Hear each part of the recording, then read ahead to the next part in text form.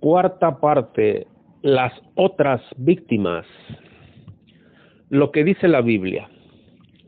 Rodearse de mujeres jóvenes escogidas al gusto del pastor no era mal visto en la luz del mundo. Samuel y Nazón se encargaron de justificar sus hábitos sexuales. Según los entrevistados, citando pasajes de la vida lujuriosa de personajes bíblicos como el rey Salomón, que tuvo 700 mujeres y 300 concubinas. Y si lo hacía el rey David, si lo hacía el rey Salomón, también lo puede hacer el siervo de su hermano Samuel. También lo puede hacer el siervo de Dios, Samuel Nazón, afirmó Martín. Con esos argumentos se consolaban los padres de las jóvenes para quienes era un motivo de orgullo entregar a sus hijas y varones al harem del siervo de Dios, señaló Martín. De hecho, en la jerarquía de la iglesia existe una división llamada harem o jaser, para la cual trabajan las doncellas o acompañantes del pastor, los sirvientes, las asistentes reclutadoras y los escoltas. Francisco Espinosa, un exmiembro de la iglesia, cuenta que uno de los pastores intentó abordarlo sexualmente y para que se sintiera cómodo sin remordimiento le citó las palabras del rey David cuando murió Jonatán, su íntimo amigo guerrero. Me dijo que David lloraba por Jonatán y decía que el amor de Jonatán le había sido más valioso y más placentero que el amor de las mujeres. Recuerda Espinosa, quien rechazó las incursiones del pastor. Este texto del rey David, cuando lloraba la muerte de su gran amigo Jonatán, también los testigos de Jehová, la Watchtower, lo usa mucho para decirles a sus adeptos en general que no es malo sentir amor homosexual por otro compañero de creencia, otro hermano en la fe, hombre con hombre o mujer con mujer, ¿sí? Pero no se tiene que dar a saber, o sea, no se tiene que hacer público dentro de la congregación. Lo puede hacer, pero no hacerlo público. Y les voy a buscar esa revista y se las voy a dejar en la descripción en cuanto tenga la revista o el link de la revista. Años después, tuvo otra mala experiencia, esta vez con el gran líder espiritual Nazón Joaquín. Espinosa relató que cuando tenía unos 23 años, la mamá de su novia lo pilló besándose y tocándose con su hija. Espinosa fue citado a la oficina de Nazón en San Diego, California, para recibir la consabida reprimenda del apóstol, que aún no había llegado a la cima del poder. Espinosa y su novia serían obligados a casarse. La pareja había cometido pecado mortal. Nazón llamó al joven previamente para advertirle que debía presentarse impecable a la cita. ¿Te bañas o te vas bien limpio porque vas a hablar delante de Dios?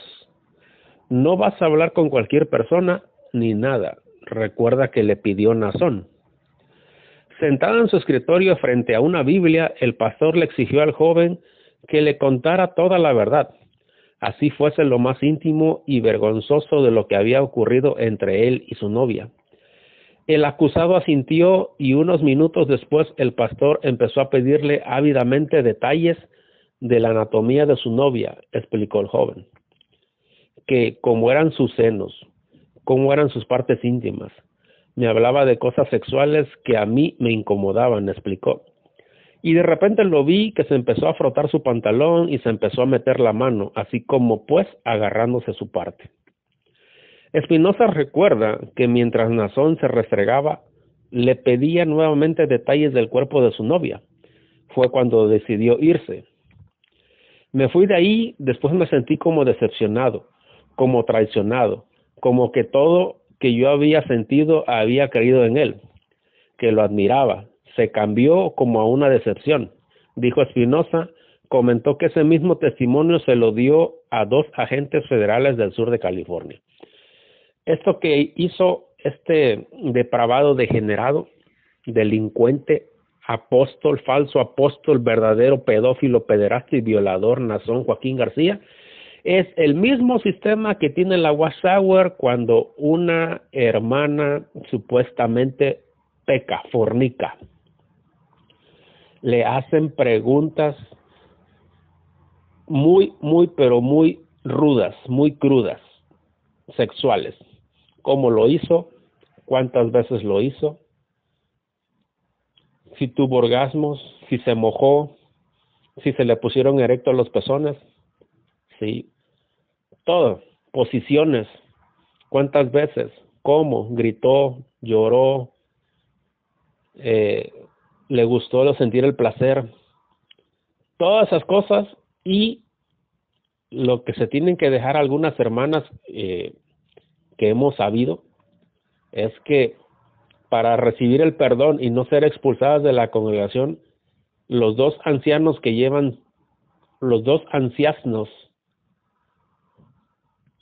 el caso de la que van a expulsar, la hermana, pues el perdón genuino es dejarse manosear, tocárselos, que le toquen sus senos, que le toquen su vagina, que le metan los dedos a la vagina, que le metan el dedo en el ano, sí.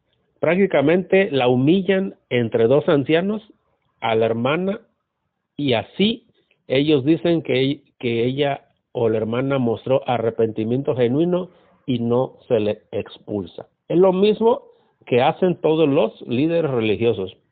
Y aquí vemos cómo Joaquín Nazón García lo hizo. El contagio.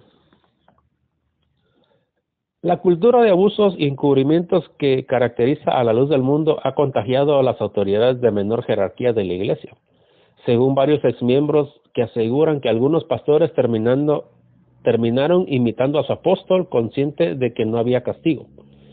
Mesa, un expastor decepcionado con la iglesia, afirma que dirigió y fundó sedes de la congregación en Baja California, Tamaulipas, Texas y California, pero de tanto predicar perdió su voz. Al pedirle ayuda para una intervención quirúrgica, Samuel Joaquín, el apóstol heredero del fundador, se negó. Es lo mismo que hace la Watchtower, el cuerpo gobernante. Cuando sus adeptos, que los han mantenido por décadas, ahora en la pandemia pidieron ayuda económica, el cuerpo gobernante se negó, pero no dejó de exigir dinero a las congregaciones.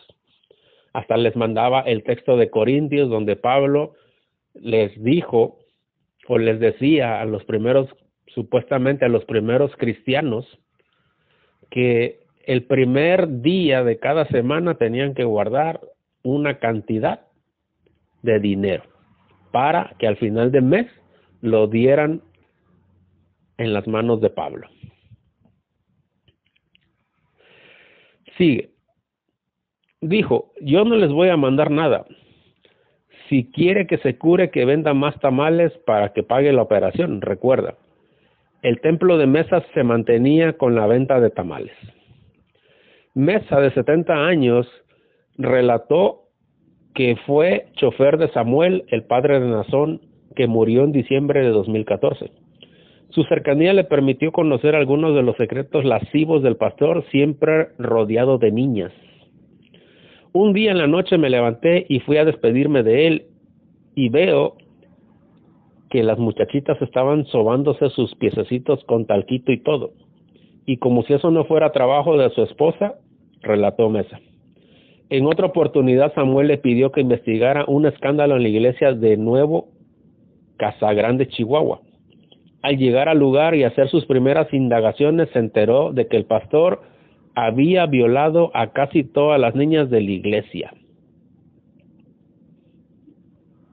Tremendo pastor, y que tanto lo defienden sus feligreses, y que dicen que todo lo que se habla en contra de él es mentira. Y teniendo las pruebas, los fiscales, y haciéndolo público, de que encontraron miles y miles de fotos y videos de las depravaciones, violaciones, pedofilia y pederasta de este delincuente depravado, degenerado Nazón Joaquín García. Todos sus imbéciles adeptos, y lo digo sinceramente, todos son unos imbéciles, ciegos, sordos, por miedo a investigar. Otros pendejos se ponen a hacer investigaciones acerca de los testigos de Jehová cuando en su misma iglesia son una depravación y una porquería, una asquerosidad. 1000 veces peor que los testigos de Jehová. Y se enorgullecen y dicen que aunque las pruebas las tengan los fiscales, es una mentira de que su pastor es un pedófilo, pederasta, violador, depravado, degenerado. Así de cerrados y amputados mentales están. Y así como hay testigos de Jehová, profesionistas, doctores, ingenieros en sistemas, de todo tipo de profesionistas ciegos, amputados mentales, los hay también, y peor aún, 1000 veces en la luz del mundo. Ese hombre, en su mal corazón, en su malicia, mandó a hacer pegado a la casa pastoral un baño, recordó el expastor. Pero la pared del baño daba a la ventana de su casa y cuando las muchachitas que iban a comer allí a la iglesia se iban a bañar desde la casa las estaba mirando. Antes de violar a las niñas, agregó. El pastor trataba de tranquilizarlas diciéndoles que había sido un mandato de Dios como castigo, fue trasladado a otra ciudad, anotó Mesa. La división de la iglesia encargada de las investigaciones se conoce como la Comisión de Honor y Justicia. Mesa cree que la misión de la entidad es una broma cruel. El problema es que, por ejemplo, si esos de honor y justicia saben que su jefe está haciendo lo mismo, ¿qué pueden hacer ellos? Por ejemplo, lo de Nazón. ¿Con qué cara lo van a llamar a decirle, oiga, hermano, ¿por qué está diciendo eso si el mero jefe está en la cárcel por lo mismo? Tremendo relato. En el siguiente podcast veremos la quinta parte. ¿De dónde viene la riqueza de esta falsa religión, secta religiosa, culto pedófilo, pedasta, violador? La iglesia luz del mundo violadora. ¿De dónde viene su riqueza?